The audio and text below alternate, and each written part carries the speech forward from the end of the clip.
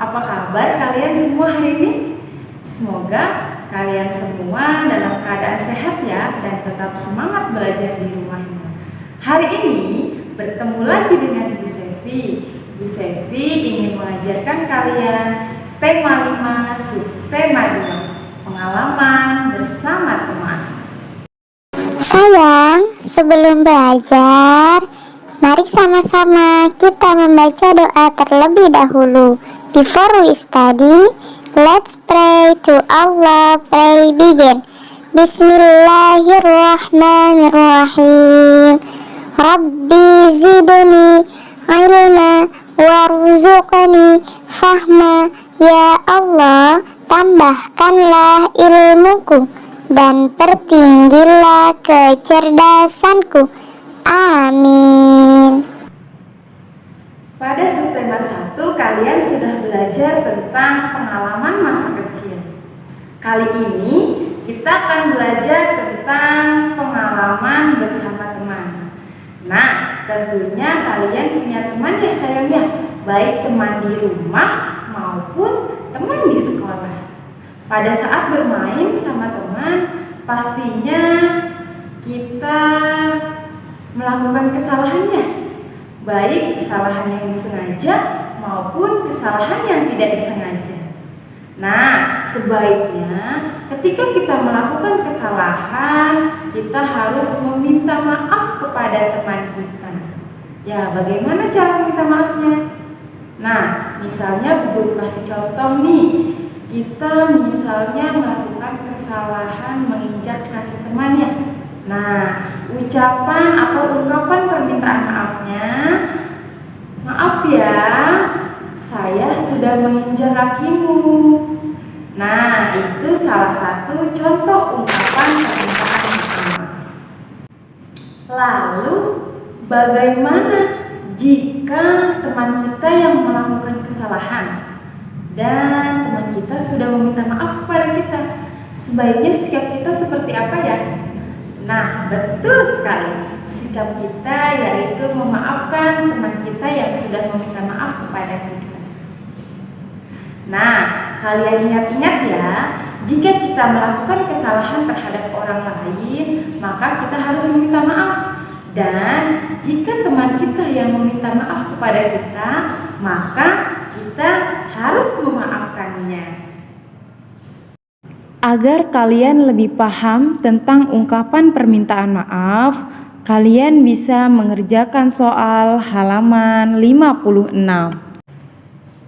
Anak-anak, ketika kita bermain bersama teman, tentunya kita harus bersikap adil dan jujur. Kita tidak boleh curang ya, karena perilaku curang itu akan merugikan pemain lainnya. Contohnya bersikap adil misalnya itu pada saat bermain kelereng. Kita harus membagikan sama rata kelereng tersebut kepada teman-teman kita. Berikut adalah contoh sikap adil dan sikap curang.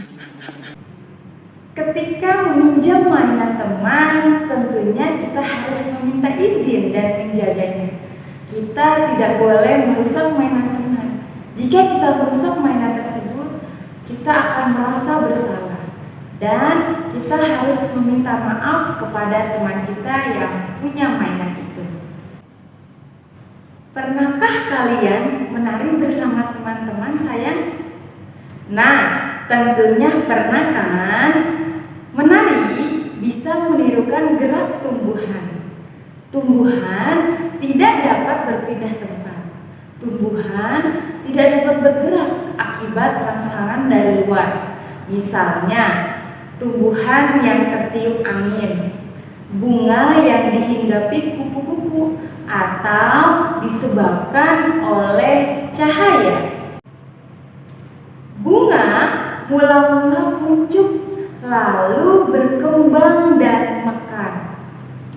Kupu-kupu sangat suka hinggap di bunga. Tangkai bunga berayun-ayun ketika dihinggapi kupu-kupu.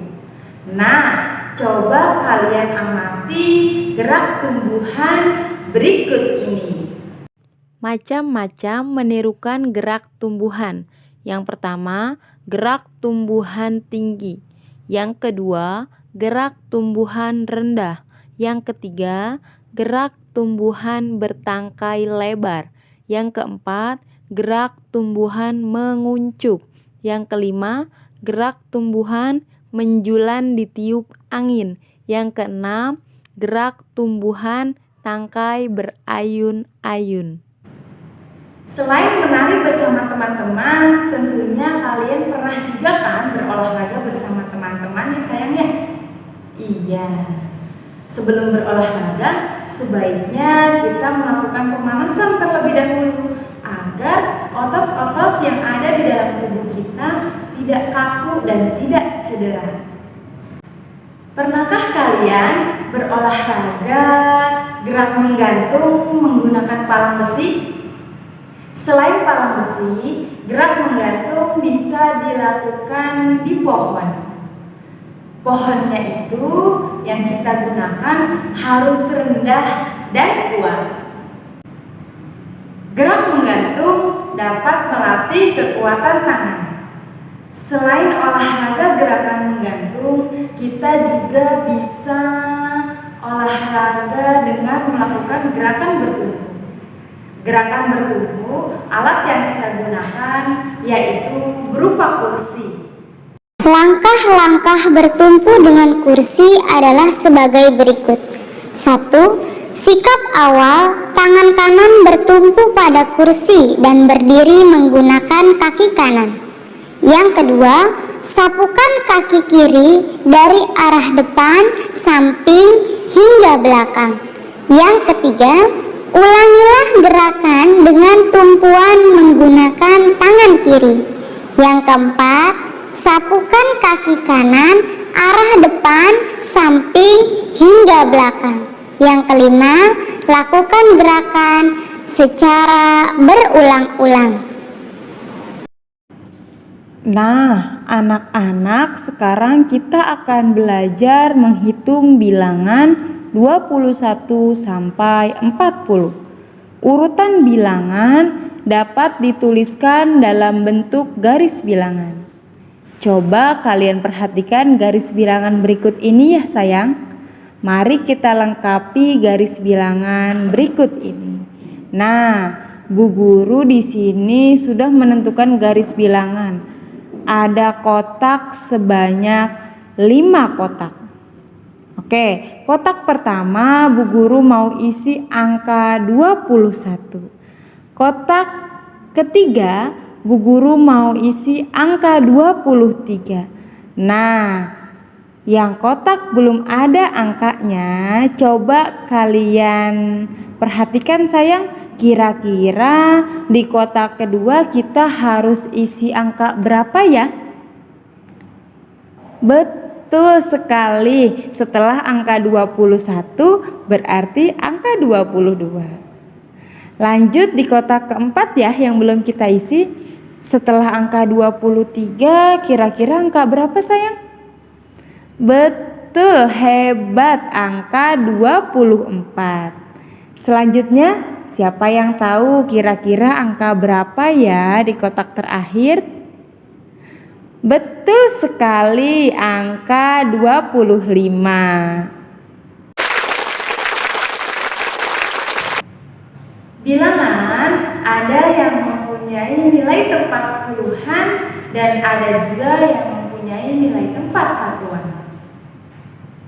Jika di depan, nilai tempatnya disebut puluhan, sedangkan jika di belakang nilai tempatnya disebut satuan. Ketika menghitung bilangan, kita bisa menggunakan blok Dines.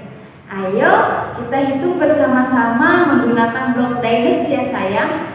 Satu susunan blok Dines atau kubus berisi 10 kubus satuan.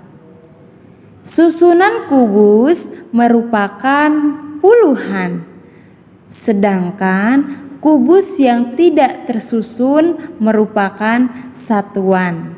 Agar kalian lebih paham tentang menghitung jumlah kubus, kalian bisa mengerjakan soal bagian pertama.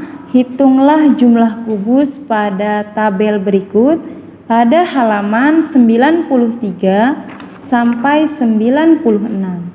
Lalu bagian kedua, gambarlah kubus sesuai dengan bilangannya.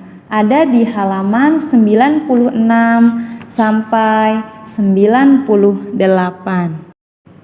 Sekian dulu pembelajaran pada hari ini. Semoga kalian semua dapat memahaminya dengan baik.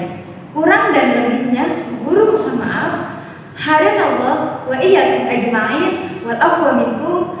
Assalamualaikum warahmatullahi wabarakatuh.